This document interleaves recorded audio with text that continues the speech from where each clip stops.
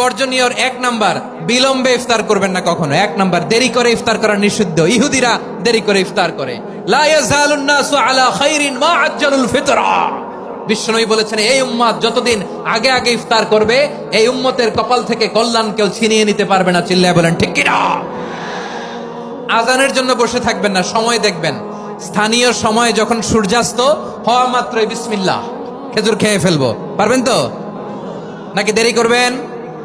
দুই নাম্বার, রমাদানের পবিত্রতা বজায় রাখবো। কোনো তর্ক বিতর্ক অশ্লীলতায় আমরা জড়াবো না, ঝগড়া করবো না, সরাসরিও না, ফেসবুকেও না। করবেন? কেউ গালি দিলে বলবেন ইন্নিমরুউন সায়েম, আমি রোজাদার। আল্লাহর হাবিব শিখিয়েছেন, কেউ যদি তোমার গালি দেয়, কটু কথা বলে, অশ্লীল কথা বলে, রমজানে তুমিও বলতে পারবে না। তুমি বলতে পারবা ইন্নিমরুউন সায়েম, আমি রোজাদার। আজকে থেকে নিয়ত করেন, রমজানে কেউ গালি দিলে আপনি একটা গালি দিবেন নাকি? কি বলবেন? রোজাদার, রমজানের পবিত্রতা আমি ভঙ্গ করতে পারবো না। অশ্লীল নাটক সিনেমা আমরা দেখবো না। যে রমজানে মিথ্যা কথা, মিথ্যা কাজ, মিথ্যা সাক্ষী ছাড়তে পারে নাই, তার না খেয়ে থাকা, উপবাস থাকা দিয়ে আল্লাহর কিছু যায় আসে না। এজন্য মিথ্যার সাথে আমাদের কোনো সম্পর্ক আছে? মিথ্যা বলবো না। চার নাম্বার, অপচয় করবো না। ইন্নাল মুবাযযিরিনা কানু ইখওয়ানা শায়াতিন ওয়া কানা শাইতানু লিরাব্বিহি কাফুরা। অপচয়কারী শয়তানের ভাই। আচ্ছা, যে শয়তানের ভাই ও নিজেও আরেকটা কি? শয়তান। যে শয়তানের ভাই ও নিজেও আরেকটা কি?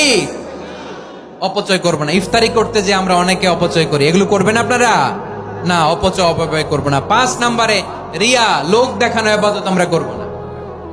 লোক দেখানোর জন্য নামাজ, রোজা, জিকির, তেলাওয়াত, দান, সদকা এগুলো করলে আল্লাহর দরবারে এগুলো কবুল হবে?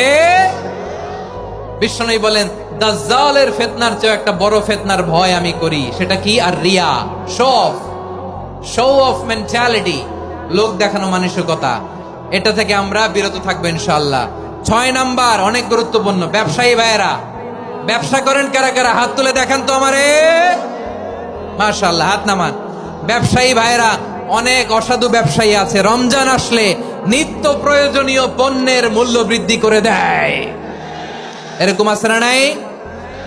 এগুলো করবেন না। মজুদদারি করবেন না। পণ্যের কৃত্রিম সংকট বাজারে করবেন না। আপনি লাখ টাকা কামায়া ভাবছেন যে রোজাদারদের কষ্ট দিয়ে ধনী হবেন। এমন রোগ আল্লাহ আপনারে দিবে, কোটি টাকা দিয়েও আপনি হাসপাতালের বিল পরিশোধ করার ক্ষমতা আপনার হবে না। 7 নম্বরে, সর্বশেষ কথা, অধীনস্থ যারা আছে তাদের কাজের চাপ আপনারা কমিয়ে দিবেন। কাজের লোক, ফ্যাক্টরির ওয়ার্কার, স্টাফ, তাদের প্রতি যদি রহম করেন, আপনার উপর রহম করবে কে? আমার প্রিয় ভাইয়েরা, এই আসন্ন রমাদান এটা এমন এক বরকতের মাস, যে মাসে আমরা নিজেদের নাফসের